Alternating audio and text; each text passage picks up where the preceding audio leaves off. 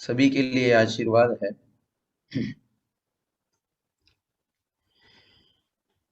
हे वीरपादो प्रणमन्ति नित्यम् ध्यानस्थिता संयमयोगयुक्ता ते वीतशोका भवन्ति लोके संसारदुर्गं विषमं तरन्ति जे झाया झानज्ञे कम्मकलङ्कदैवी नित्य निरंजन नानमय ते परमपण बीवी देवनंदी जी को नित नमो ज्ञान कली खिल जाए गुरुवर की ज्ञान गंगा में जीवन मम दुल जाए सरस्वत्यै नमस्तस्यै विमल ज्ञान मूर्ते विचित्रालोकयात्रेयम् यत्प्रसादात् प्रवर्तते। जय बोलो देवादेव 1008 श्री महावीर भगवान की जय। चारित्र चक्रवर्ती आचार्य श्री शांति सागर जी महाराज की जय। आचार्य प्रवर श्री महावीर कीर्ति जी महाराज की जय। परम पूज्य गणाधिपति गंडराचार्य गौर कुंतु सागर जी महाराज की जय। परम पूज्य गुरुवर प्रज्ञाश्रम आचार्य श्री देवनंदी जी महाराज की जय। श्रीमद जैन धर्म की जय। बोलिए अमर कीर्ति जी महाराज की जय। धर्म स्नेही बंधुओं, बड़ा पावन प्रसंग है, पवित्र दिन है। जो तिथि प्रभु के जन्म से पवित्र हो जाती है, जो प्रभु के आने से मंगलमय हो जाता है, जो क्षण प्रभु के आने से रूप को धारण कर लेता है, वो आत्मा कितनी पवित्र होगी, वो आत्मा कितनी निर्मल होगी, उस आत्मा का पुण्य इस संसार में कितना अधिक होगा, चिंतन करना है। भगवान महावीर स्वामी का यह 2620वां जन्म जयंती महोत्सव हम सब लोग बड़े हर्ष और उल्लास के साथ मना रहे हैं। एक युवक ने प्रश्न पूछा कि महाराज, हम क्यों हर संत की जन्म जयंती मनाते हैं, हम क्यों इतना गुणगान उनका करते हैं? तो हमने कहा, भगवान महावीर तो स्वामी तो सिद्ध शिला पर विराजमान हो चुके, उन्होंने तो एक ही बार जन्म लिया भगवान के रूप में, लेकिन हम उनकी जन्म जयंती इसलिए मनाते हैं कि उन्होंने जो सिद्धांत दिए, उन्होंने जो ज्ञान दिया, उन्होंने जो अपने केवल ज्ञान के द्वारा निश्चित दिव्य ध्वनि दी, उन मौलिक सिद्धांतों को अपने हृदय में जन्म देने की। क्योंकि जब तक हम अपने हृदय में भगवान महावीर के सिद्धांत को जन्म नहीं देंगे, तब तक हमारा जीवन महावीर जैसा नहीं बनेगा। महावीर स्वरूप को प्राप्त करने के लिए महावीर स्वामी के जीवन को हमें देखना होगा, समझना होगा। भगवान महावीर जिस समय जन्मे, उस समय और भी कई आत्माओं ने जन्म लिया होगा, क्योंकि संसार में अनंत आत्माएं, और अनंत आत्माओं में कई आत्माओं ने उस दिन भी, चैत्र शुक्ला 13 के दिन भी जन्म लिया होगा। लेकिन हर आत्मा के जन्म से न तिथि पवित्र होती है, न दिन पवित्र होता है, न क्षण पवित्र होता है, क्योंकि ये ऐसी आत्मा है जिन आत्माओं को तीर्थंकर कहा जाता है, जिन आत्माओं को भगवान कहा जाता है। रविशेन आचार्य पद्म पुराण में लिखते हैं, आचाराणाम विघातेनम प्रतिष्ठिनम च संपदा धर्मग्लानि परिप्राप्ति मृच्छयन्ते जनोत्तमा। बोले ऐसी आत्मा इस धरती पर कब अवतरित होती है? आचारेण विघातेन। जब मानवता नहीं रहती है, मानवीयता में हैवानियत आ जाती है, जब आचारों के ऊपर कुठाराघात होने लगता है, जब लोग जिन मार्ग को, सत्य मार्ग को छोड़कर असत्य मार्ग का अन्वेषण करने लगते हैं, जब हिंसा का तांडव नृत्य इस धरती पर अवतरित होने लगता है, पापाचार और भ्रष्टाचार अधिक होने लगता है, लोगों के मन में ग्लानि उत्पन्न होने लगती है धर्म के प्रति, ऐसे समय में मृष्यन्ति जनोत्तमा, एक हमारे में से एक दिव्य आत्मा का अवतरण इस धरती पर होता है, जो हम प्रभु के रूप में, जन्म कल्याणक के रूप में आते हैं। साधारण आत्मा नहीं है, ये असाधारण व्यक्तित्व के धनी हैं। क्या दुनिया के अंदर कोई आत्मा की इतनी शक्ति हो कि जिसके जन्म के निमित्त से, जिसके जन्म से एक नहीं, दो नहीं, तीनों लोकों में एक क्षण के लिए शांति का एहसास हो जाए, नारकी भी क्षण का शांति का एहसास करने लग जाए? क्या इतना पुण्य किसी आत्मा का हो सकता है? लेकिन तीर्थंकर प्रभु की आत्मा का यह अतिशय है कि जब भी तीर्थंकर प्रभु इस धरती पर जन्म लेते हैं, तो जन्म के समय में एक क्षण के लिए क्यों ना हो, नारकी भी अपनी क्रूरता को छोड़ देते हैं। एक क्षण के लिए वे शांति का एहसास करते हैं, शांति का अनुभव करते हैं, जिसके आने से शांति मिल रही, जिसके आने से संसार में आने शांति मिल रही, उस दिव्य आत्मा का स्वरूप कैसा होगा, वो आत्मा का पुण्य कैसा होगा, वो आत्मा होगी कैसी? चिंतन करिए। और क्या कि आत्मा में ऐसी शक्ति है कि जो सौदर में इंद्र का आसन कंपायमान कर दे, जो इंद्र द्वादशांग का पाठी हो, जो स्वयं 8 प्रकार के विक्रिया रिद्धियों से सहित हो, ऐसे इंद्र के आसन को कंपायमान करने की क्षमता अगर इस संसार में किसी आत्मा में है, तो वो मात्र एक तीर्थंकर प्रभु की आत्मा में। और यही हुआ था जब प्रभु भगवान महावीर जब इस कुंडलपुर में अवतरित हुए थे। आचार्य नेमिचंद प्रतिष्ठा पाठ में कहते हैं, कल्पेशु घंटा भुवनेशु शंको ज्योतिर्विमानेशु च सिंहनाद भानम भेरी वनजाल शिशु यज्जन्य ख्यात जिनेश। हे प्रभु, आपने इस दिव्य अवतरण लिया, आपने इस स्वर्ग से यहाँ पर अवतरण लिया, आपका जन्म हुआ, तो आपका जन्म भुवनेशु घंटा 16 स्वर्ग तक के देवों में, कल्पवासी देवों में अचानक घंटाओं का वादन होने लगा, घंटाएं बजने लगी। देव सब के सब देव आश्चर्यचकित हो गए कि हो क्या रहा है, हमारे यहाँ अचानक एक घंटा का नाद कैसे प्रकट हुआ। भुवनेशु शंके, सारे भवन वासियों में 7,72,00,000 जो नीचे भवन वासियों के भवन देव हैं, उनमें शंखनाद होने लगा। दिव्य आत्मा का अवतरण देखिए, तीनों लोकों में क्षोभ भी पैदा कर रहा है और तीनों लोकों में शांति भी पैदा कर रहा है। भुवनेशु शंके ज्योतिर्विमानेशु सिंहनाद, असंख्यात ज्योतिष अंदर सिंह का नाद होने लगता है। सारे के सारे देव और सारे के सारी देवियां आश्चर्यचकित हो जाए कि अचानक ऐसा कैसा हो गया।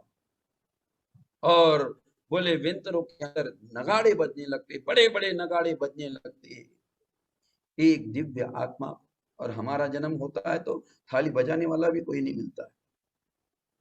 विचार करिए, पुण्य आत्मा जब इस धरती पर अवतरित होता है तो सारी धरती स्वर्णमयी हो जाती है, सारी धरती हिरण्य गर्भा के रूप में हो जाती है।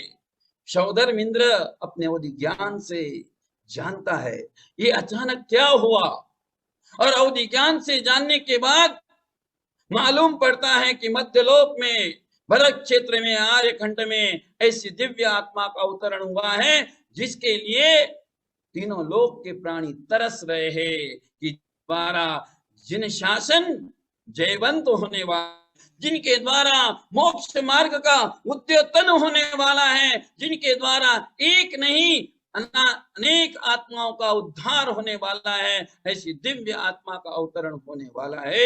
ये संकेत जब सौधर्म इंद्र को मालूम पड़ता है तो अपने जीवन के अंदर की सारी भक्ति को भगवान के चरणों में लौटा देता है। सारी भक्ति वहां पर उसे अंकुरित हो जाती है और 7 पैर आगे जाके भगवान के लिए साष्टांग नमस्कार करता है। अभी तो और सारी इंद्र सभा को बुला के भगवान के जन्म कल्याणक महोत्सव का दिव्य महिमा दर्शन कराता है। शायिक सम्यक दृष्टि द्वादशांग का ज्ञानी 16 स्वर्ग के सारे इंद्र उस भगवान की इस महावैभव को मनाने के लिए आता है, नगरी की परिक्रमा देता है। पुराणों में पढ़िए भगवान के जन्म कल्याणक का महोत्सव का दर्शन, परिक्रमा देता है, माता पिता के लिए नमस्कार करता है। शायिक सम्यक दृष्टि सौधर्म इंद्र उस भगवान के माता पिता के लिए भी नमस्कार करते हैं और उस माता पिता की स्तुति करता है। हे देव जगत जननी, तूने ऐसे पुत्र रत्नों को जन्म दिया है जो तीनों लोकों में शांति का मार्ग दिखाएगा, जो तीनों लोकों में अहिंसा और सत्य का मार्ग दिखाएगा। और प्रभु की उस लीला को, प्रभु पुण्य के अवसर को सौधर्म इंद्र वहां पर उस बालक को जैसे ही जन्म लेता है, आचार्य पूज्यपाद स्वामी कहते हैं असाधारण, साधारण नहीं है, जिसके जन्म से ही अतिशय प्रकट हो रहे हैं, जिसके जन्म से ही अनेक प्रकार के कार्य अनायास होने लगते हैं। कहते हैं वीर वर्धमान चरित्र में कि जब प्रभु का जन्म हुआ तो सारी धरती लहलहाती हुई, 6 ऋतु के फल एक साथ आ गए, सारी नगरी में बढ़ोतरी होने लगी, सारा जीवन उन्नत हो, सबके मन में आनंद और उत्साह का वातावरण निर्माण होने लगा।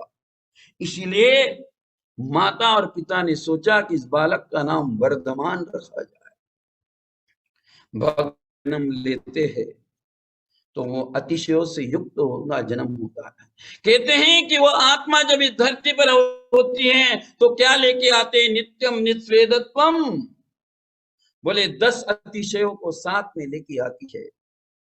बोले उनका शरीर ऐसा होता है कि जिस शरीर से पसीना नहीं आता, अपनी कभी भगवान से करिए कि भगवान का दिव्य रूप और मेरा स्वरूप, मैं कहा हूं और भगवान की आत्मा इतनी पुण्यवान, वह आत्मा नित्यम निस्वेदत्वम निर्मलता शीर गौरवम च। आचार्य पूज्यपाद स्वामी कहते हैं कि जिनका खून लाल नहीं सफेद है, ये भी सच है। क्यों भगवान का खून सफेद होता है, क्यों भगवान की दिव्य जो होती है, दिव्य होती है, निर्मलता से रहित, अर्थात भगवान का जो शरीर है मलमूत्र से रहित होता है। भगवान आहार करते हैं लेकिन निहार नहीं करते हैं, उनके वज्रषभ नारासनन होता है, उनके लिए समचतुर्थ संस्थान होता है, उनके शरीर इतना दिव्य होता है कि उनके शरीर में 1008 शुभ लक्षण पाए जाते हैं। 9 व्यंजन और 108 शुभ लक्षण भगवान के दिव्य देह में होते हैं। सौरभ्यम सौरभम अतुल्य बल उनके साथ होता है, उनके पास अत्यंत सुंदर रूप उनके लिए प्राप्त होता है और वे प्रिय हित मित प्रियवाद के धनी होते हैं। इस प्रकार भगवान का यह अत्यंत सुंदर रूप जो तीनों लोकों में ऐसा रूप कभी देखने को भी प्राप्त नहीं होगा, ऐसे भगवान 10 अतिशयों से यहाँ पर प्रकटित होते हैं। और सौधर्म इंद्र उसके जन्म महोत्सव इतना वैभव पूर्ण मनाता है कि उसके वैभव को देखकर भगवान का सुमेरु पर्वत पर अभिषेक करा के, जो जिन महिमा को वो कराता है, क्यों कराता है, तो आचार्य कहते हैं कि भगवान की ही जिन महिमा के दर्शन करके कितनी भव्य, अब मिथ्या दृष्टि आत्माओं को सम्यक्त्व प्राप्त हो जाता है।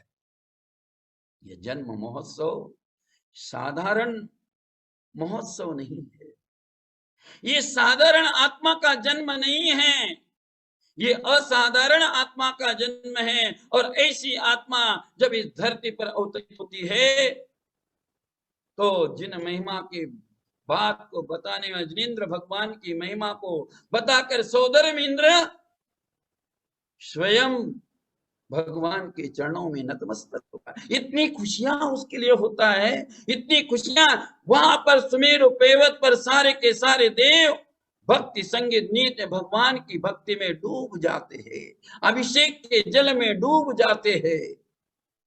ये भगवान का अतिशयों से जो जन्म लिया, क्यों? क्योंकि ये जिनेंद्र भगवान बनने वाले हैं। ये तीनों लोगों के प्राणियों के उद्धारक है, ये तीनों लोगों के प्राणियों का कल्याण करने वाले हैं। ऐसी दिव्य आत्मा का अवतरण है, साधारण आत्मा नहीं। जब हम किसी एक व्यक्ति का उपकार करते तो लोग उसे कहते भगवान ही मेरे लिए किसने मेरा उपकार किया। जब एक छोटा सा उपकार करते तो आप उनके लिए उपकार मानते हो, उनके लिए भगवान कह देते हो। एक नहीं असंख्य आत्माओं का कल्याण करने वाले हैं, जो जिन शासन का उद्योतन करने वाले हैं, जिनके द्वारा जिन शासन की पताका दिग दिगांतर फैलने वाली है। ऐसी दिव्य आत्मा का पुण्य और ऐसी दिव्य आत्मा का वैभव, दिव्य आत्मा की भक्ति अपने आप को सौभाग्यवान समझता है कि सौदर्म इंद्र उस समय अपने आप को बड़ा भाग्यशाली समझता है कि मुझे प्रभु की सेवा करने को मिली।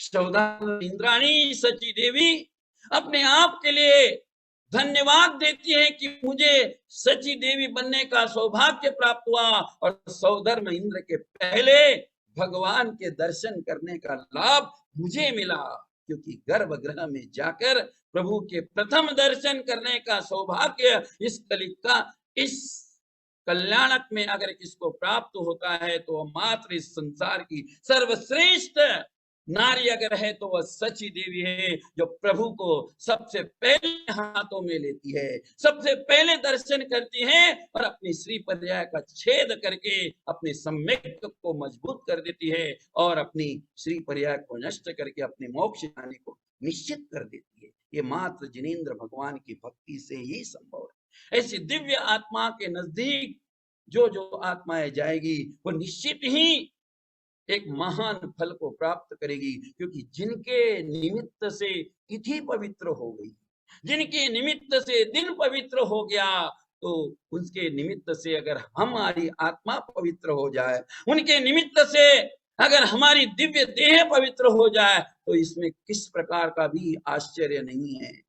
जिसके पद स्पर्श से सुमेरु पर्वत पवित्र हो चुका, जिसके अभिषेक से अचेतन भूमि भी वंदनीय हो जाती है, तो क्या चेतन आत्मा उसके संपर्क से पवित्र नहीं होगी? अवश्य होगी। ऐसी दिव्य आत्मा इस संसार में अवतरित होती है। बंधुओं, कहने का तात्पर्य है कि भगवान का यह महोत्सव, भगवान महावीर स्वामी का यह दिव्य रूप अलौकिक रूप था और इस प्रभु ने इस धरती पर जन्म लेके सारे लोग कल्याण के कार्य किए। भगवान महाविकासक थे, वे उन्होंने अपनी आत्मा का विकास किया, इसलिए नहीं उन्होंने अपनी आत्मा के विकास के लिए किसी का राज्य नहीं हड़पा, उन्होंने अपने आत्मा के विकास के लिए किसी के लिए दगाबाजी नहीं की, उन्होंने अपने आत्म विकास के लिए किसी को गलत राह नहीं बताई, किसी के साथ खिलवाड़ नहीं की। उन्होंने स्वयं के आत्म विकास के लिए अपने अंतरंग शत्रु को ह्रास किया, अपने अंतरंग शत्रु को नष्ट किया। उन्होंने अपने अंतरंग गुणों का विकास किया, अपनी इंद्रियों के ऊपर उन्होंने अपना अंकुश लगाया, अपने मन की दास्ता को उन्होंने दबा दिया। इसलिए वे महाविकासक थे, वे महावैज्ञानिक भी थे, क्योंकि उन्होंने अपनी आत्मा की खोज की। उन्होंने दुनिया की नहीं, बाहर की नहीं, अंतर जगत के वैभव को खोजा। वे इसलिए महान थे, और हमारी दृष्टि बाहर की पदार्थों पर है, हमारी दृष्टि बाहर की चकाचौंध पर है, इसलिए हम महावीर नहीं बन पाए। महावीर के लिए बनने के लिए महावीर जैसा आचरण करना होगा, महावीर जैसा हमारे लिए जीवन जीना होगा। जब तक हम भगवान महावीर जैसे जीवन को नहीं जिएंगे, तब तक हम भगवान महावीर जैसे पद को भी प्राप्त नहीं कर सकते। वे महाविनाशक भी थे। उन्होंने एटम बम और बड़े बड़े कोई बमों से संसार का नाश नहीं किया, बल्कि अंतरंग कर्म शत्रु का ऐसा सत्य, अचौर्य, ब्रह्मचर्य, अपरिग्रह जैसे महान सिद्धांत को स्वयं में अपनाया और अपनाकर उन्होंने उस सिद्धांत को अपने जीवन में लाया। इसलिए भगवान महावीर स्वामी कहते हैं, जिस करनी से हम हुए हरिहंत आदि महान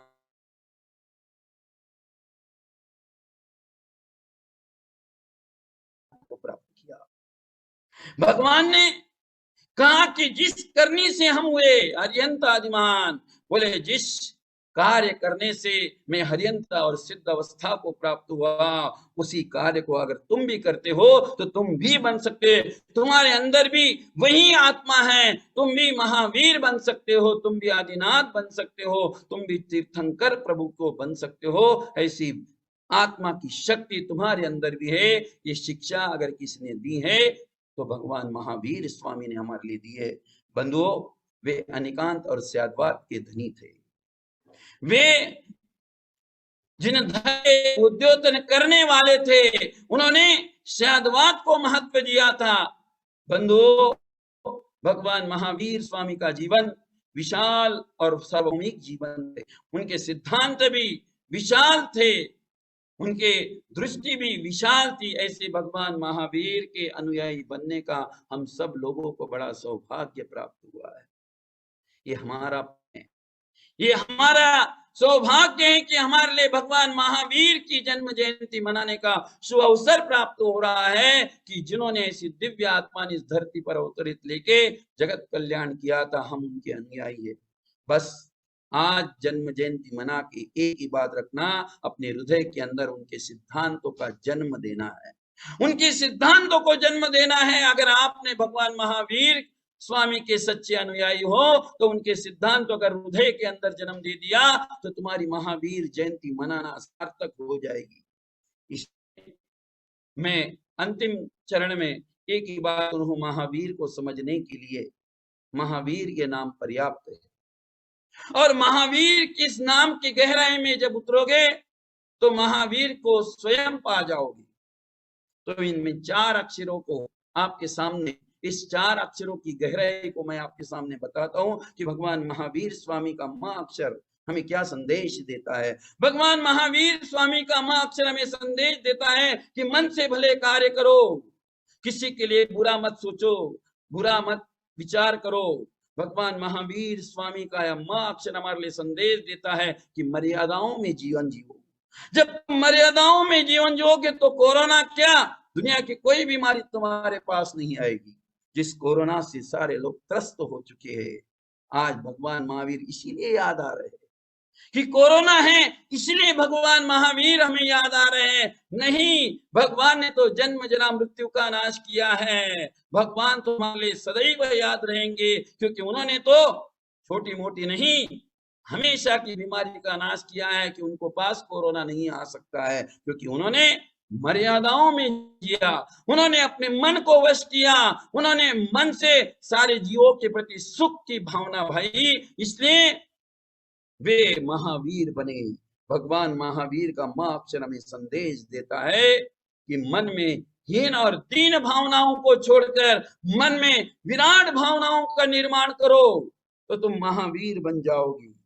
भगवान महावीर स्वामी का दूसरा अक्षर हाँ अक्षर हमें संदेश देता है, इन हाथों से गिरते हुए को उठा दो, इन हाथों से गिरते हुए को सहारा दे दो, इन हाथों से प्रभु की पूजा कर लो, इन हाथों से भगवान का अभिषेक कर लो, इन हाथों से निर्ग्रंथ साधुओं के लिए दान दे दो, तो तुम्हारे हाथ सार्थक जाएंगे, तुम्हारा जीवन सार्थक हो जाएगा। यह संदेश भगवान महावीर स्वामी ने दिया।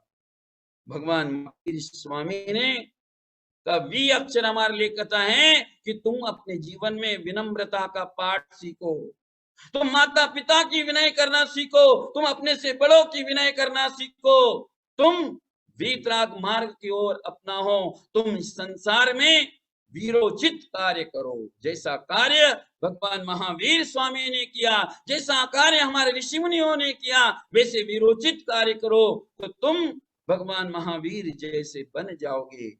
और भगवान महावीर स्वामी का यह र अक्षर हमारे लिए प्रेरणा देता है कि तुम राग में नहीं वैराग्य में जीवन जियो, तुम रात को नहीं दिन में भोजन करो, तुम दुनिया के राग रंग में नहीं अपने आत्मा के रंग में रंग जाओ। यह बात अगर इस संसार में किसी ने सिखाई है तो भगवान महावीर स्वामी ने हमारे लिए सिखाई है। बंधु, ये 4 अक्षरों का महावीर शब्द का अगर आपने अपने जीवन में अनुकरण कर लिया तो आपकी आत्मा भी वीर, सन्मति, महावीर और वर्धमान बनने में कोई नहीं रोक सकता है। कि भगवान महावीर के नाम में इतनी शक्ति है कि उसके एक एक अक्षर का अर्थ भी हमारे जीवन को संपूर्ण रूप से महावीर बना सकता है। ऐसी दिव्य शक्ति भगवान महावीर के नाम में छिपी है। तो मैं आपके लिए यही भगवान महावीर स्वामी का शुभ संदेश यही दूंगा। अगर जीवन में सुख चाहते हो तो भगवान महावीर की अहिंसा का पालन करो।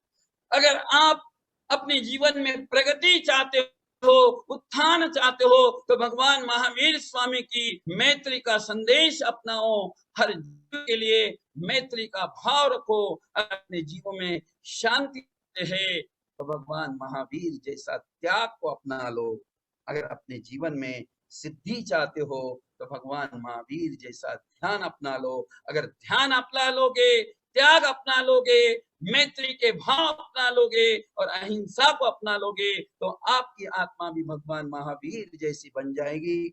इसलिए इस पावन प्रसंग पर जितने भी भक्तगण देश विदेश के सारे भगवान महावीर को हम जन्म जयंती महोत्सव सुन रहे हैं, मैं सभी के लिए यही सद्भावना करूंगा कि आपके जीवन में आपकी आत्मा भी महावीर जैसी बने। इसलिए अहिंसा, मैत्री, ध्यान, त्याग और हमारे लिए ध्यान की प्राप्ति कर लेनी चाहिए तो आपकी आत्मा भी महावीर जैसी बनेगी। ऐसी मंगल कामना करते हुए मेरे 2 शब्दों को देता हूं और आप सभी आत्मा उज्जवल हो ऐसा मंगल आशीष देते हुए सभी की आत्मा की कल्याण करते हुए मेरे 2 शब्दों को विराम देता हूं। जय बोलो महावीर भगवान। बोलिए अमर कीर्ति जी महाराज की जय। उपस्थित सभी श्रोताओं को बहुत बहुत आशीर्वाद एवं भगवान महावीर स्वामी की जन्म कल्याणक की बधाइयां, कामनाएं। इसी के साथ आज का यह मंगल प्रवचन। नमः श्री वर्धमानाय निर्धूत कलिलात्मने सालोकानां त्रिलोकानां यद्विद्या दर्पणायते श्रीमत्परम गंभीर स्याद्वादामोघलाञ्छनम् जियात्रैलोक्यनाथस्य शासनं जिनशासनम् त्यागवीरं दयावीरं धर्मवीरं तथैव च अतिवीरं महावीरं वर्धमानं जिनं नमः। पंच परमेष्ठी भगवान की जय। नमोकार महामंत्र की जय। वर्तमान जिन शासन नायक श्री महावीर भगवान की जय। परम पूज्य आचार्य श्री शांति सागर जी महाराज की जय। परम पूज्य आचार्य गुरुवर प्रज्ञा श्रमण श्री देवनंदी जी महाराज की जय। श्रीमद् जैन धर्म की जय। भगवान महावीर का जन्म कल्याणक महोत्सव की जय। बोलिए अमोघ कीर्ति जी महाराज की जय।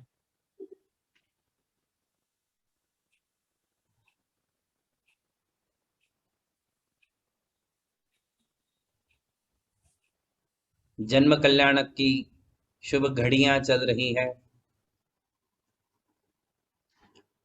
प्रत्येक मन, प्रत्येक हृदय आनंद से सराबोर है। जब भी ये जन्म कल्याणक का दिन आता है, हम लोग कल्पनाओं की उड़ान भरते हैं। हम प्रयत्न करते हैं वह दृश्य देखने का जो भगवान के जन्म कल्याणक के समय इंद्रों ने, देवों ने उत्सव को तीनों लोक के सामने प्रकट किया था। हम खूब कल्पनाएं करते हैं कि एक बार तो उस ऐरावत हाथी को देख ले, जिसकी 32 सूंडें होती है। 32 मुख, उस पे सूंडे, उस पे सरोवर, उसमें नृत्य करने वाली देवांगनाएं।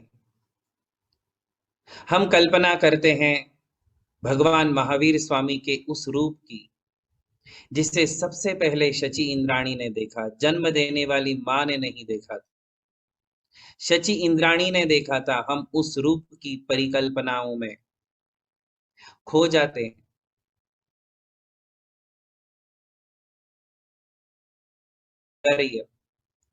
जिसको देखने के लिए सौधर्म इंद्र ने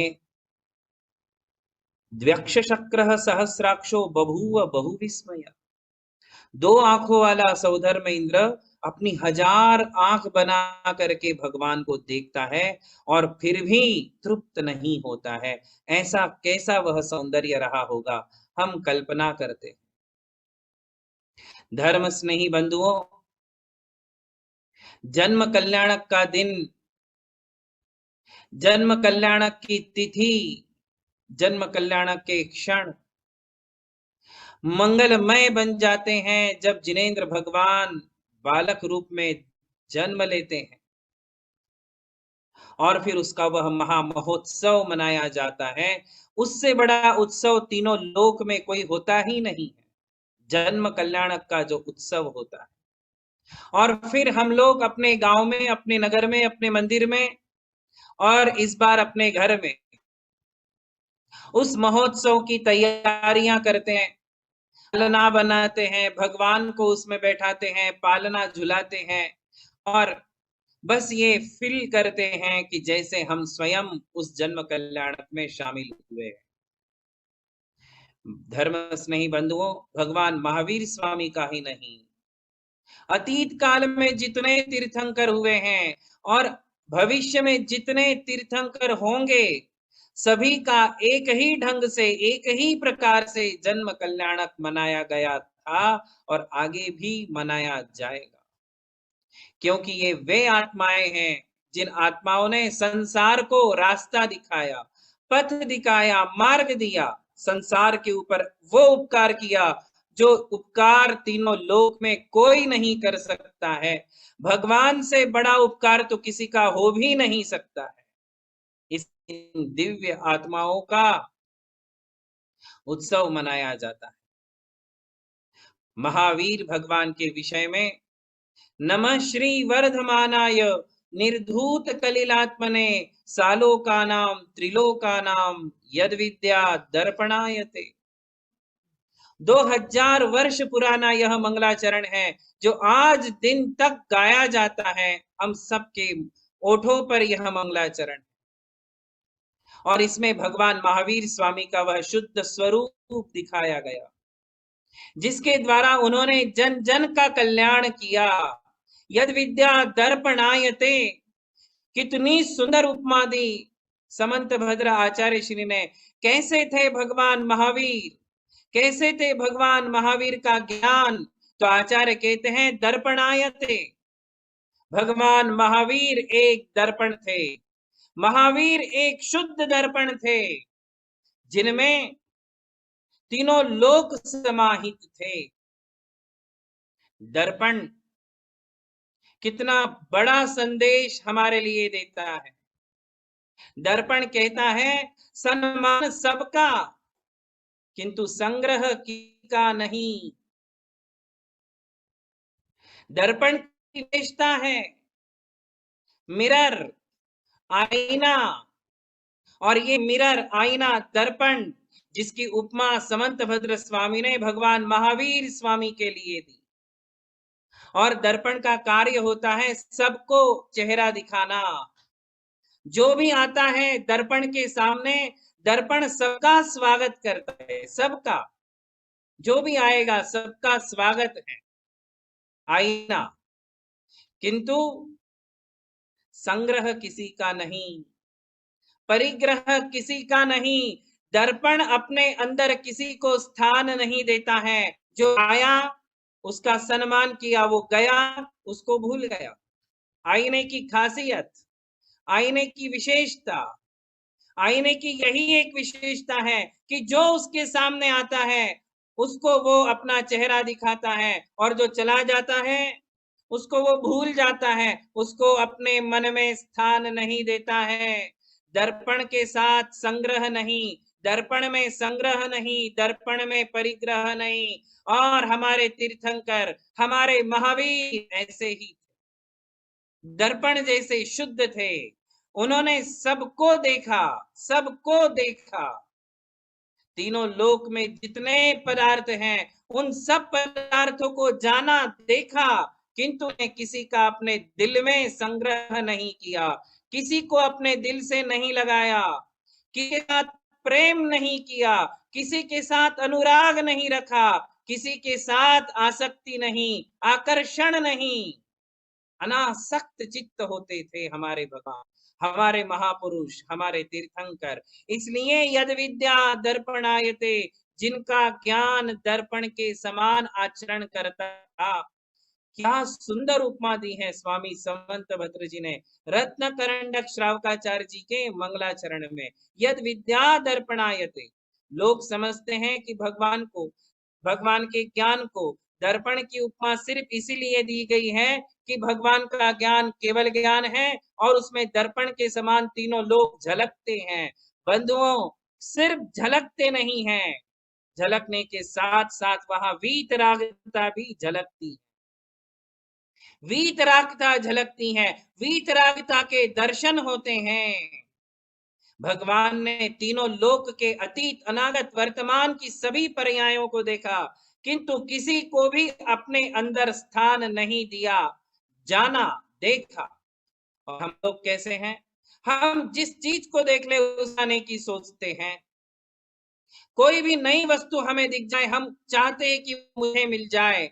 हमारे अंदर आकर्षण ठूस ठूस करके भरा हुआ है, हमारे अंदर आसक्ति ठूस ठूस करके भरी हुई है। हम सारे संसार को अपने अंदर स्थान देना चाहते हैं, संग्रह करना चाहते हैं, परिग्रह पालना चाहते हैं, सबको अपनाने की चेष्टा करते हैं। हमें लगता है कि ये मेरा हो जाए, वो मेरा हो जाए, वो मेरा हो जाए। इसलिए हमारा मन भारी हो जाता है, हमारी आत्मा भारी हो जाती है। हम दर्पण के समान नहीं है। भगवान महावीर दर्पण के समान थे। उन्होंने सबका स्वागत किया, किंतु किसी का संग्रह नहीं किया, किसी को अपना परिग्रह नहीं बनाया। ये विशेषता थी हमारे भगवान महावीर स्वामी। आज उनका जन्म महोत्सव है। त्रिशला माता और सिद्धार्थ पिता को एक ऐसा पुत्र, या उन्होंने जगत को एक ऐसा पुत्र दिया। संतान सुख, संतान सुख को हम इस समाज में, हमारे मानवीय जीवन में बहुत बड़ा महत्व दिया जाता है। संतान नहीं होती है तो उसका कितना दुख होता है, वो उस महिला को, वो उस पेरेंट्स को, वो माता पिता को पता है। जिन्हें संतान नहीं होती है वे पूरा जीवन घुट घुट करके निकाल देते हैं। संतान नहीं है, संतान नहीं है। संतान सुख, जिन्हें संतान सुख मिला उन्हें भाग्यशाली माना जाता है, किंतु मैं कहता हूं उनसे भी बड़े भाग्यशाली वो हैं जिन्हें संतान सुख के साथ साथ संतान से सुख मिलता है। दोनों में अंतर है। संतान सुख, संतान से सुख। संतान सुख मिलना भाग्य है, तो संतान से सुख मिलना सौभाग्य है। लोगों को संतान सुख तो मिल जाता है, 25% जनता दुखी इसलिए है कि संतान सुख नहीं है। 75% दुनिया इसलिए दुखी है कि संतान का सुख संतान से सुख नहीं है। केवल 25% ही लोग घुट रहे हैं कि संतान का सुख नहीं मिला, संतान नहीं मिली। बहुत प्रयास किए, बहुत इलाज किए, बहुत जगह टेका, किंतु फिर भी संतान नहीं मिली। वे लोग तो 25% ही होंगे, किंतु 75% लोग हैं जिन्हें संतान तो है किंतु संतान से सुख नहीं है। तो जिन्हें संतान से सुख मिले वे माता पिता और सौभाग्यशाली, और जिन्हें ऐसी संतान मिले जिनसे मुझे ही नहीं, माता पिता को ही नहीं, तीनों लोक को सुख शांति की प्राप्ति हो, वे माता पिता भाग्यशाली, सौभाग्यशाली, गौरवशाली। वे माता पिता आदरणीय, वंदनीय, नमस्करणीय हो जाते हैं। और ऐसे पुत्र को जन्म देने वाली संसार में एक ही माता होती है। और भक्तामर जी में आप रोज पढ़ते हो कि प्राच्येव दिक् जनयति स्फुरदंशुजालम, स्त्रीणाम शतानि शतशो जनयन्ति पुत्रान्, नान्यासुतम त्वदुपमं जननी प्रसूता। हे भगवान, संसार में हजारों स्त्रियां हजारों बच्चों को जन्म दे रही हैं, किंतु एक आपकी ही माता थी जिन्होंने आपको जन्म दिया। क्यों एक ही माता? क्यों वो इतनी पुण्यशालिनी? क्योंकि तीर्थंकर जैसा पुत्र जन्म दिया, और तीर्थंकर एक ऐसे पुत्र थे जिन्होंने माता पिता के गौरव को तीनों लोक में फैला दिया। भगवान महावीर ने मां का दूध नहीं पिया था, मां का दूध नहीं पिया था, किंतु दूध पिए बिना ही मां का कर्जा, मां के उपकार, मां के ऋण को ऐसा चुकाया कि माता भी संभ्रम में पड़ गई। ये दूध का कर्ज चुकाओ, दूध की लाज रखो, इन जैसे सेंटेंस भगवान के जीवन में थे ही नहीं, क्योंकि उन्होंने मां का दूध पिया ही नहीं। आपको पता होना चाहिए कि हमारे तीर्थंकर माता का दूध नहीं पीते हैं। तीर्थंकर भगवान की सारी भोजन सामग्री देवों से आती है, स्वर्गों से आती है, वे मां का दूध पीते ही नहीं है।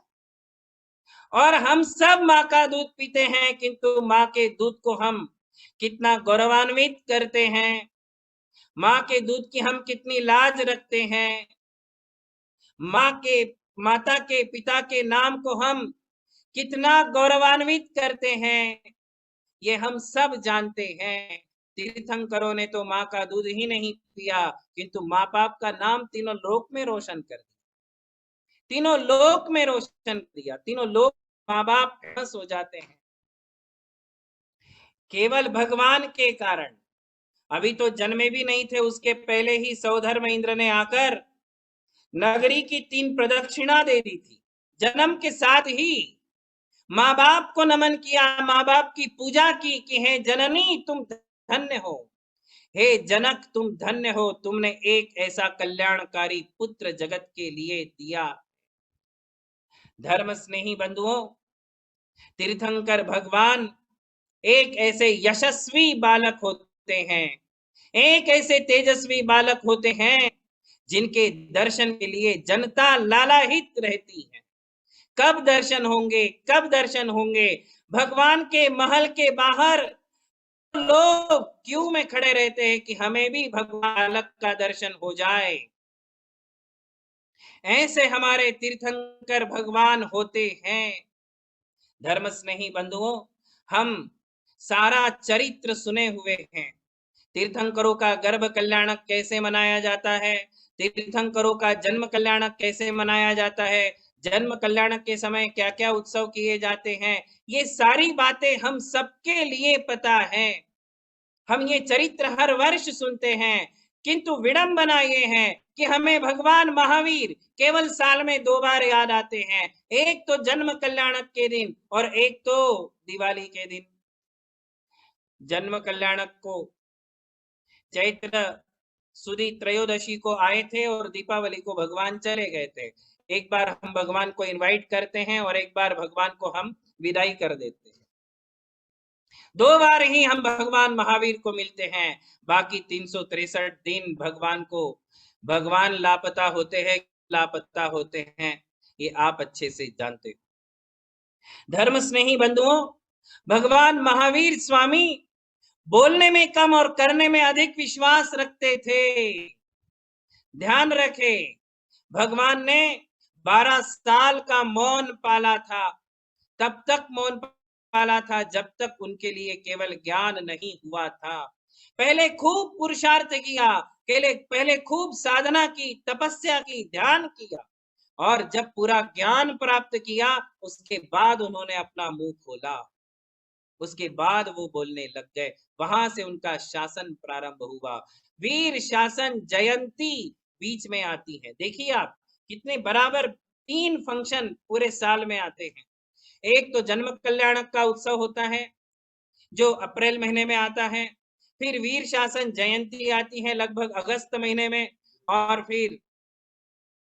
फिर भगवान का निर्वाण कल्याणक आता है लगभग अक्टूबर महीने में। 3 उत्सव भगवान महावीर स्वामी के क्रम से आते हैं।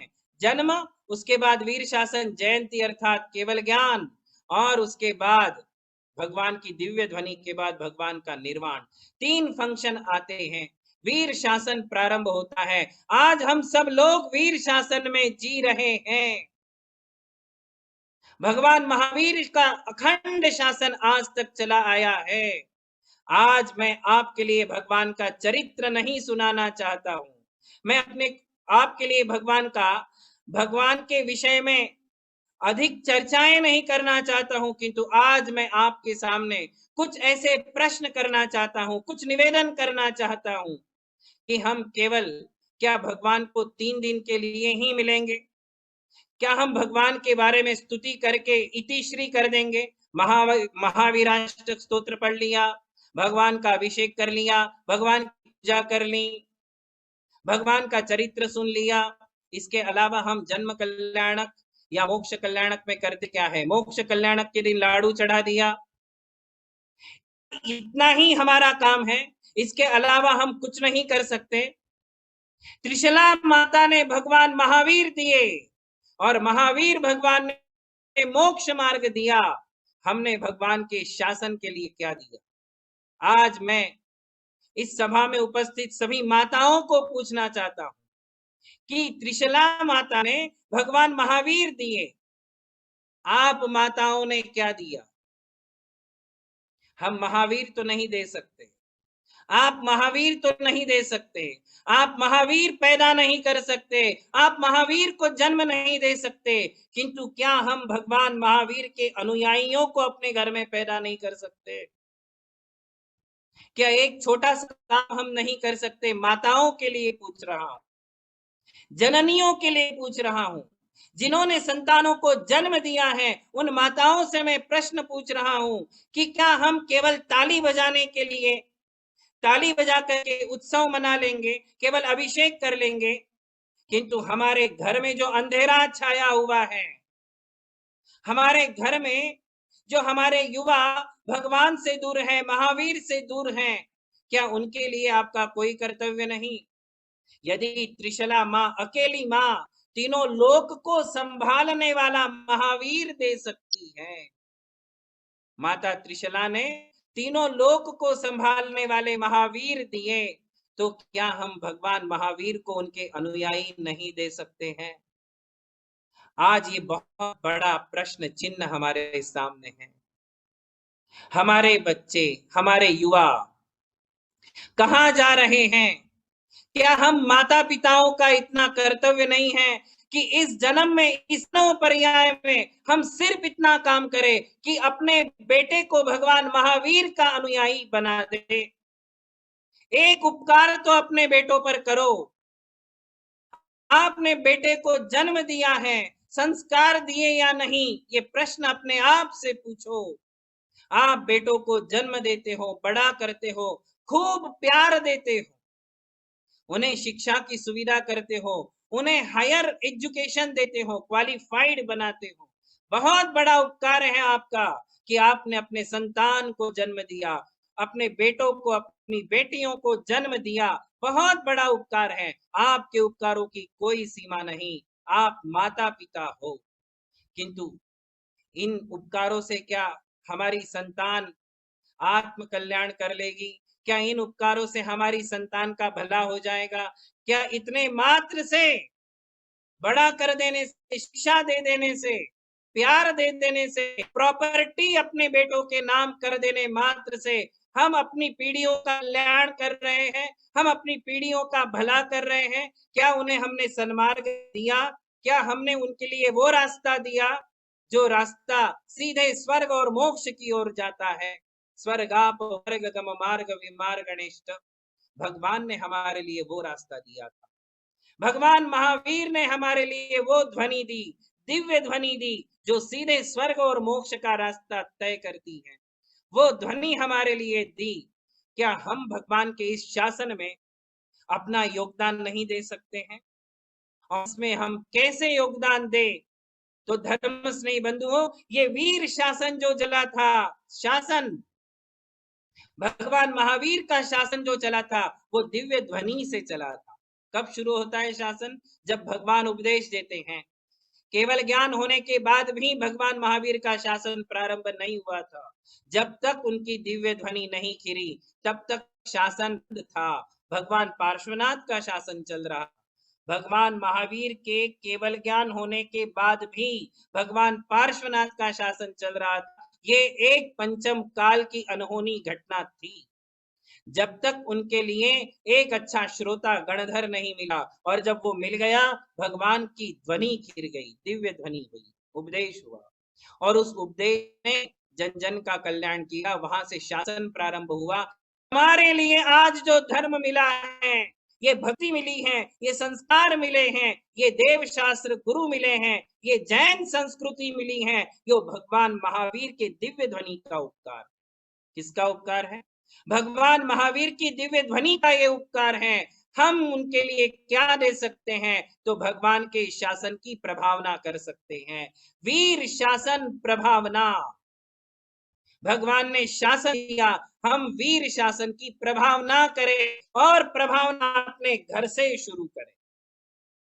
वीर शासन प्रभावना की शुरुआत अपने घर से करें, अपने बेटों से करें, अपनी संतति से करें। इन्हें वीर शासन का अनुयायी बनाएं। इससे बड़ा उपकार कोई नहीं हो सकता है, और ये उपकार केवल आप माँ बाप ही कर सकते हो।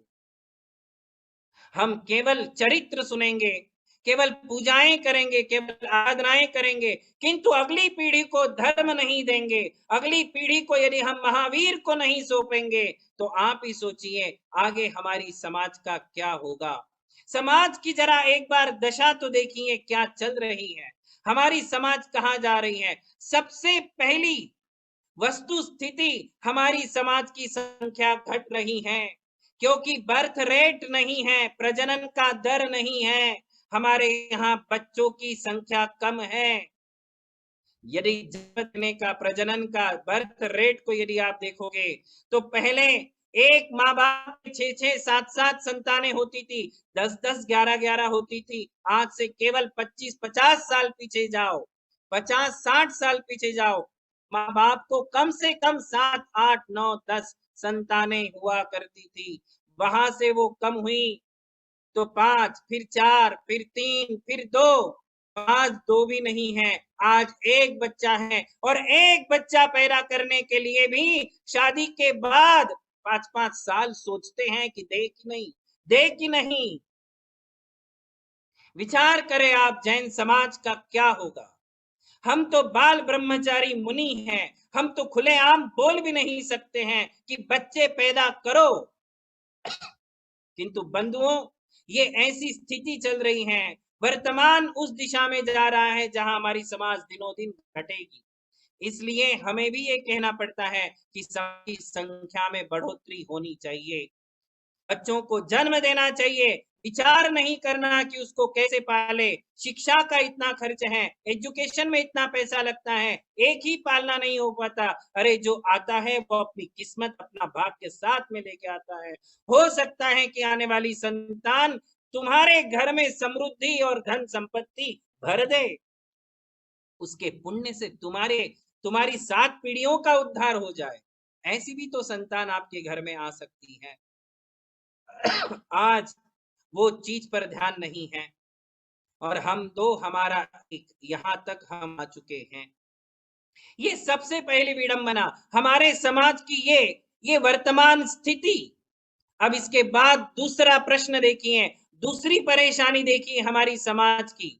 दूसरी परेशानी ये है कि हमारे बच्चे बड़े होते हैं, जैसे ही 10वीं पार करते हैं तो माँ बाप भी सपने देखते हैं कि इसको लंदन भेजो, इसको अमेरिका भेजो, इसको हायर एजुकेशन देना है। हमारे बच्चे बाहर जा रहे हैं 10वीं के बाद, कोई 12वीं के बाद, कोई ग्रेजुएशन के लिए, कोई हायर एजुकेशन के लिए, कोई पोस्ट ग्रेजुएशन के लिए। कितने बच्चे, जितने भी अपर क्लास है, मीडियम अपर क्लास है, जो भी अच्छे धनवान घर के बच्चे हैं, सब बाहर पढ़ने को जाते हैं। और जब बच्चा बाहर चला जाता है तो आप सभी लोग नोट कर रहे हैं, नोटिस कर रहे हैं कि जब बच्चा बाहर चला जाता है तो फिर आने का नाम नहीं लेता है। वहां की हवा उसको छू जाती है, वहां की संस्कृति उसकी लगने लग जाती है, वहां का माहौल उसको अच्छा लगता है, वही पढ़ता लिखता है और उसी देश की सेवा में लग जाता है, और वही जॉब, वही नौकरी, वही बिजनेस। अब आप देखिए, पहले ही हमारा एक बच्चा, उसको भी हमने भेज दिया बाहर, अब हमारी जनरेशन इंडिया में कितनी बचेगी? दूसरी आप जरा देखिए, पूरे देश में कितने मंदिर, कितने तीर्थ हैं। पूरे देश में जैन संस्कृति बिखरी पड़ी है, हजारों में नहीं, लाखों में हमारे मंदिर होते हैं, लाखों में। जंगल जंगल में आज हमारे लिए जैन मंदिर मिलते हैं। इधर समाज छोटी हो रही है, यंगस्टर बाहर शिफ्ट हो रहे हैं, और इधर हमारा ये पूरा फैलाव संस्कृति का, मंदिरों का, मूर्तियों का, तीर्थों का, कौन संभालेगा इसे? विचार करें जरा, कौन संभालेगा? यदि हम चिंता नहीं करेंगे, आप सभी चिंता नहीं करेंगे, सभी लोग प्रवचन सुनते हैं, लगभग 425 लोग परिवार यहाँ प्रवचन सुन रहे हैं, किंतु उसमें से एक भी परिवार ऐसा है जो ये सोच रहा है कि भगवान मुनिश्री मुझे प्रवचन दे रहे हैं? आप सोच रहे?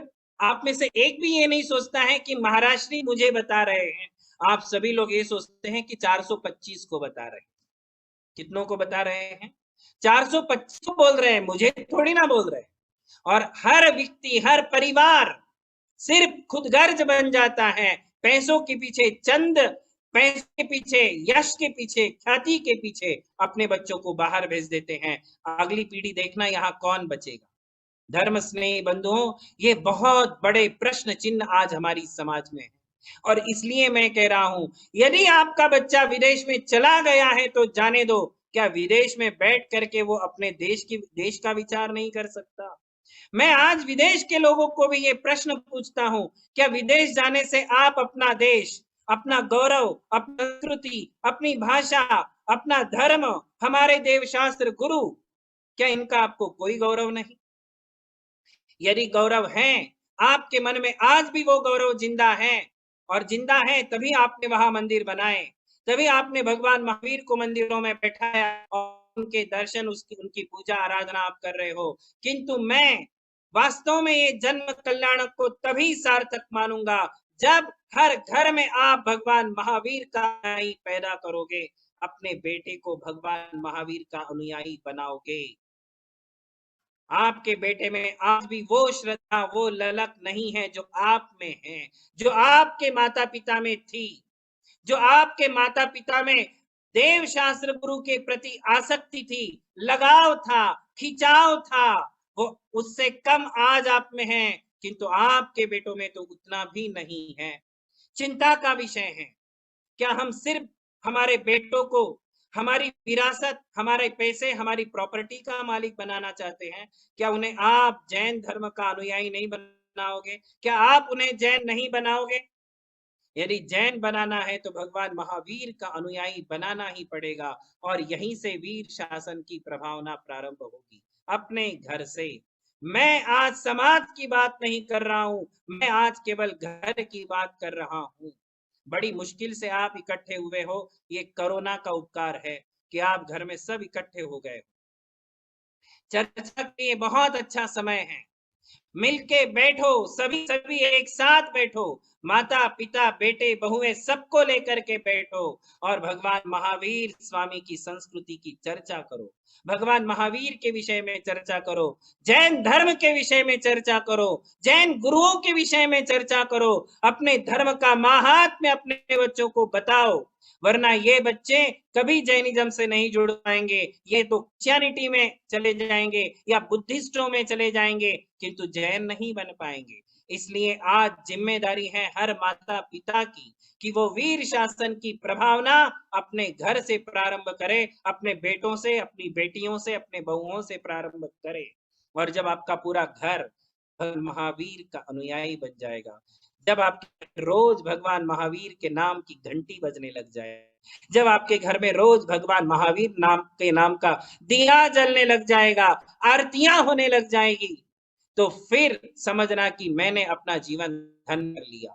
मैं तो आपको बताऊंगा ही नहीं कि आप आगे और क्या कर सकते हो, सबसे पहले आप अपने घर को भगवान महावीर का अनुयायी बनाओ, घर घर में उनके नाम का दीप जलाओ, केवल दीप नहीं, उनके हृदय हृदय में, हर एक अपने घर के हर एक सदस्य के मन में भगवान महावीर स्वामी की भक्ति का दिया जलाओ। यही वीर शासन की वास्तव में प्रभावना है। धर्म स्नेही बंधुओं, बिखरा हुआ समाज कभी हमारे धर्म की उन्नति नहीं कर सकता, कभी समाज की उन्नति नहीं कर सकता है। ध्यान रखें, जिस दीवार की ईंटें गिर चुकी हैं, उन ईंटों को भी लोग ले जाते हैं। यदि ईंट दीवार में बंधी हुई है तो उसको कोई नहीं उठा सकता, किंतु वही ईंट यदि दीवार से अलग हो जाए तो उन्हें उठा उठा करके ले जाते हैं। हम समाज से बंद करके रहें, भगवान महावीर के शासन के साथ बंद करके रहें। यदि हम भगवान महावीर के शासन में बंद करके रहेंगे, अपने बेटों को जोड़ करके चलेंगे, तो निश्चित आने वाली पीढ़ियां हमारे तीर्थों को संभालेगी, आने वाली पीढ़ियां हमारे मंदिरों को संभालेगी, हमारी बड़ी विरासत को विदेश में बैठ करके भी वो हमारे देश की संस्कृति की चिंता करेगी, यदि हम उन्हें तैयार करेंगे। इसलिए हर एक माता पिता अपने बच्चों को तैयार करे। भगवान महावीर स्वामी का यह जन्म कल्याणक महोत्सव आप लोगों के घरों में, आप लोगों के दिलों में प्रभावना का दिया जलाए और भगवान महावीर स्वामी की यह प्रभावना दिगंत में, सभी देशों में, ऑल ओवर वर्ल्ड में भगवान महावीर स्वामी की ये वीर शासन की प्रभावना हो। यही मंगल भावना भाता हूँ और इसी मंगल भावना के साथ अपने शब्दों को विराम देता हूँ। बोलिए महावीर भगवान की, बोलिए अमोघ कीर्ति जी महाराज की जय। सभी लोग मांगलिक ले लेंगे। कोरोना के इस पीड़ादायक क्षणों में आप सभी लोग सामने हाथ जोड़ के उपस्थित हो जाएं एवं यह मांगलिक आज का स्वीकार करें। आप सभी के घरों से ये कोरोना की पीड़ा दूर हो, सभी प्रकार की सुख समृद्धि बढ़े एवं सब के सब भगवान महावीर स्वामी के अनुयायी बने, इसके लिए आज का यह मांगलिक। नमो अरिहंताणम, नमो सिद्धाणम, नमो आयरियाणम, नमो उवज्जायाणम, नमो लोई सौपसानम। चत्तारि मंगलम अर्हंत मंगलम, सिद्धमंगलम, साहु मंगलम, केवली प्रणतो धम्मो मंगलम। चत्तारि लोगुत्तमा, अर्हंत लोगुत्तमा, सिद्ध लोगुत्तमा, साहु लोगुत्तमा, केवली प्रणतो धम्मो लोगुत्तमो। चत्तारि शरणं बहुवज्जामि, अर्हंत शरणं बहुवज्जामि, सिद्ध शरणं बहुवज्जामि, साहु शरणं बहुवज्जामि, केवली प्रणतं धम्मं शरणं बहुवज्जामि। ओम नमो अर्हते भगवते श्रीमते प्रक्षिणाशेषदोषकल्मषाय दिव्यतेजोमूर्तये नमः। श्री शांतिनाथाय शांतिकराय सर्वपापप्रणाशनाय सर्वविघ्नविनाशनाय सर्वरोगापमृत्युविनाशनाय सर्वपरकृतक्षुद्रोपद्रव विनाशनाय सर्वक्षामडामर विनाशनाय ओम ह्रां ह्रीं ह्रूं ह्रौं ह्रास्यां नमः। युष्माकं सर्वेषां सर्वग्रहारि सर्वशान्तिं कुरु कुरु सर्वतुष्टिं कुरु कुरु सर्वपुष्टिं कुरु कुरु स्वाहा स्वधा। ओम ह्रीं ह्रौं नमो सम्मीर्ण सोनारायणं ह्रौं ह्रौं स्वाहा श्वासरोगनिवारणं भवतु। ओम ह्रीं ह्रौं नमो सम्मीर्ण सोनारायणं ह्रौं ह्रौं स्वाहा श्वासरोगनिवारणं भवतु। ओम ह्रीं ह्रौं नमो सम्मीर्ण सोनारायणं ह्रौं ह्रौं स्वाहा श्वासरोगनिवारणं भवतु। ह्रां नमो अरिहन्ताणं, ओम ह्रीं नमो सिद्धाणं, ओम ह्रम नमो आयर्याणम ओम ह्रम नमो वज्रायाणम ओम रह नमो लोये सवसाहुनम युष्माकं सर्वेषां सर्वग्रहारिष्टं निवारय निवारय सर्वापमृत्युं घातय घातय सर्वसिद्धिं च कुरु कुरु ह्रीं नमः स्वाहा। ओम नमो भयवदो वड्डमानस्सरिसस्सचक्रं जलन्तं गच्छै आयासं पायालं भूयाणं भूयालं जये वा विवादे वा थमणे वा रणङ्गणे वा रायङ्गणे वा मोहने वा सवजीवसत्ताणम् अपराजितो भवतु ते रक्तरक्त स्वाहा अनेन वर्धमान मन्त्रेण सर्वरक्षा भवतु। कल्याणमस्तु कमला विमुखी सदास्तु दीर्घायुरस्तु कुलगोत्र समृद्धिरस्तु आरोग्यमस्तु विमतार्थफलाप्तिरस्तु भद्रम तवास्तु जिन पुंगव भक्तिरस्तु। सभी को आशीर्वाद है। नमोस्तु नमोस्तु नमोस्तु महाराज। और अब मैं पूजनीय अमर कीर्ति जी महाराज से निवेदन करती हूँ कि वे हमें महामंगलिक प्रदान करें और भाग्यशाली बनाएं। नमो हरिहंताणं नमो सिद्धाणं नमो आर्याणं नमो वज्रायाणं नमो लोभे सवसावणं चत्तारि मंगलम हरिहंता मंगलम सिद्धा मंगलम साव मंगलम केवली प्रणतो धम्मो मंगलम चत्तारि लोकोत्तमा हरिहंता लोकोत्तमा सिद्धा लोकोत्तमा साव लोकोत्तमा केवली प्रणतो धम्मो लोकोत्तमो चत्तारि शरणं भवज्जामि हरन्ति शरणं भवज्जामि सिद्धि शरणं भवज्जामि साव शरणं भवज्जामि केवली प्रणतो धम्मं शरणं भवज्जामि। ओम नमो भगवते वड्डमानसरिसं चक्रं ज्वलन्तं गच्छे आयासं पायासं लोयानं भूयानं जेवा विवादे वा खम्मणे वा रङ्गणे वा मोहेन वा सवजीवसत्तानं रक्षय स्वाहा अनेन वर्धमान मन्त्रेण सर्वरक्षा भवतु स्वाहा। ओम नमो रते सर्वं रक्ष रक्षं हुं फट् स्वाहा ओम नमो रते सर्वं रक्ष रक्षं हुं फट् स्वाहा ओम नमो रते सर्वं रक्ष रक्षं हुं फट् स्वाहा। ओम ह्रीं श्री शान्तिनाथाय जगत्शान्तिकराय सर्वभद्रौ शान्तिं कुरु कुरु ह्रीं नमः स्वाहा। ओम ह्रीं श्री शांतिनाथाय जगत्शान्तिकराय सर्वभद्रौ शान्तिं कुरु कुरु ह्रीं नमः स्वाहा। ओम ह्रीं श्री शांतिनाथाय जगत्शान्तिकराय सर्वभद्रौ शान्तिं कुरु कुरु ह्रीं नमः स्वाहा। सभी के बहुत बहुत आशीर्वाद है। नमोस्तु नमोस्तु नमोस्तु महाराज श्री। बोलिए युगल मुनिराज की जय। अब हम आरती शुरू करेंगे। अपनी अपनी सुंदर सुंदर आरती की थालियां निकालिए। पहले श्री जी की आरती होगी, फिर महाराज श्री की युगल मुनिराज की आरती होगी। भगवान महावीर स्वामी की आरती। जी जी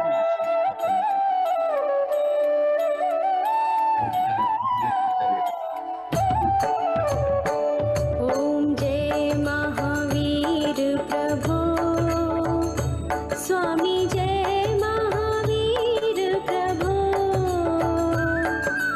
कुंडलपुर अवतारी चांदनपुर अवतारी त्रिशूलानंद विभो।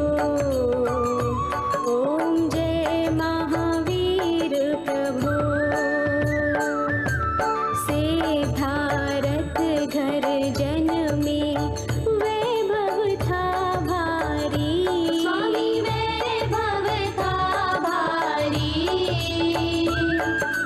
बाल ब्रह्मचारी व्रत बाल ब्रह्मचारी व्रत पाल्यो तपधारी।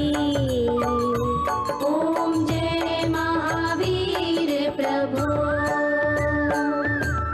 आत्म ज्ञान विरागी समदृष्टि धारी स्वामी समदृष्टि धारी। माया मोह विनाशक माया मोह विनाशक ज्ञान ज्योति जारी। ओम जय महावीर प्रभु जग में पाठ अहिंसा आप ही विस्तार्यो स्वामी आप ही विस्तार्यो। हिंसा पाप मिटाकर हिंसा पाप मिटाकर सुधर्म परिचार्यो।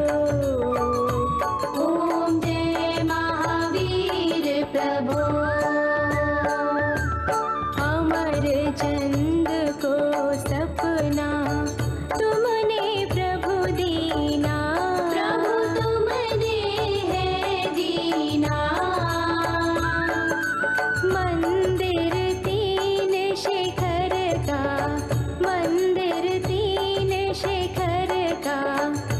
निर्मित है कीन्हा। ओम जय महावीर प्रभो। जयपुर नृप भी तेरे अतिशय के सेवी। स्वामी अतिशय के सेवी। एक ग्राम तीन दीनों, एक ग्राम तीन दीनों, सेवा हित यह भी। ओम जय महावीर प्रभो। जल में भिन्न कमल जो घर में बाल यति। स्वामी घर में बाल यति। राजपाठ सब त्यागे, राजपाठ सब त्यागे, ममता मोह हति। ओम जय महावीर प्रभो। भूमंडल चांदनपुर मंदिर मध्य लसे। स्वामी मंदिर मध्य लसे। शांत जिनेश्वर मूरत, शांत जिनेश्वर मूरत, दर्शन पाप नसे। ओम जय महावीर प्रभो। जो कोई तेरे दर पर इच्छा कर आवे। स्वामी इच्छा कर आवे। धन सुत सब कुछ पावे, धन सुत सब कुछ पावे, संकट मिट जावे। ओम जय महावीर प्रभो। निश दिन प्रभु मंदिर में जगमग ज्योत जरे। स्वामी जगमग ज्योत जरे। हरि प्रसाद चरणों में, हरि प्रसाद चरणों में, आनंद मोद भरे। ओम जय महावीर प्रभो। ओम जय महावीर प्रभो। स्वामी जय महावीर प्रभो। कुंडलपुर अवतारी, चांदनपुर अवतारी, त्रिशूलानंद विभो। ओम जय महावीर प्रभो। ओम जय महावीर प्रभो।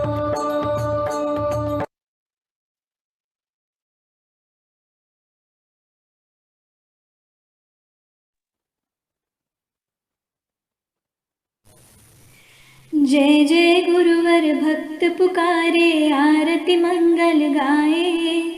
करके आरती युगल मुनि की, मोहत मिर नश जाए। गुरुवर के चरणों में नमन, ऋषिवर के चरणों में नमन, यतिवर के चरणों में नमन, सूरिवर के चरणों में नमन। देवनंदी गुरुवर ने तुम्हें दीक्षा दे उद्धारा। देख के तन की कोमलता को युगल मुनि को पुकारा। चारित्र रथ पर चढ़ गए गुरुवर, चारित्र रथ पर चढ़ गए गुरुवर, मुक्ति पाट निहारे। करके आरती युगल मुनि की, मोहत मिर नश जाए। गुरुवर के चरणों में नमन, गुरुवर के चरणों में नमन, यतिवर के शरणों में नमन, ऋषिवर के चरणों में नमन। धन्य है जीवन, धन्य है तन मन, मिलकर जो गुण गाए। स्वर्ग संपदा सब सुख पाकर, मनुष्य जन्म फल पाए। दिव्य ज्ञान तुम साहम पाकर, दिव्य ज्ञान तुम साहम पाकर लोक शिखर पा जाए। करके आरती युगल मुनि की मोह तिमिर नश जाए। गुरुवर के चरणों में नमन, यतिवर के चरणों में नमन, ऋषिवर के चरणों में नमन, सूर्यवर के चरणों में नमन। शांत चित्त हसमुख मृदालक भक्त मुक्त हो जाते।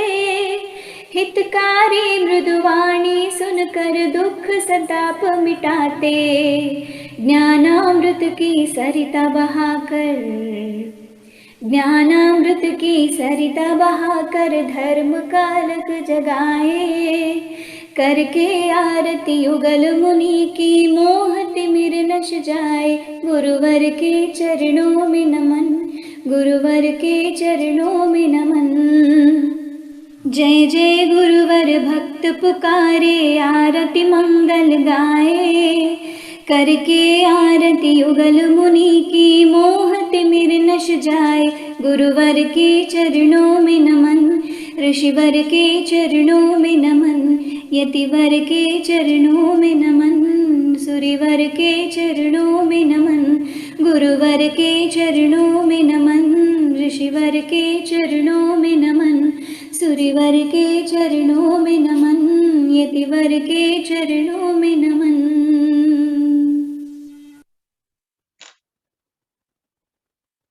नमोस्तु नमोस्तु नमोस्तु महाराज श्री, नमोस्तु।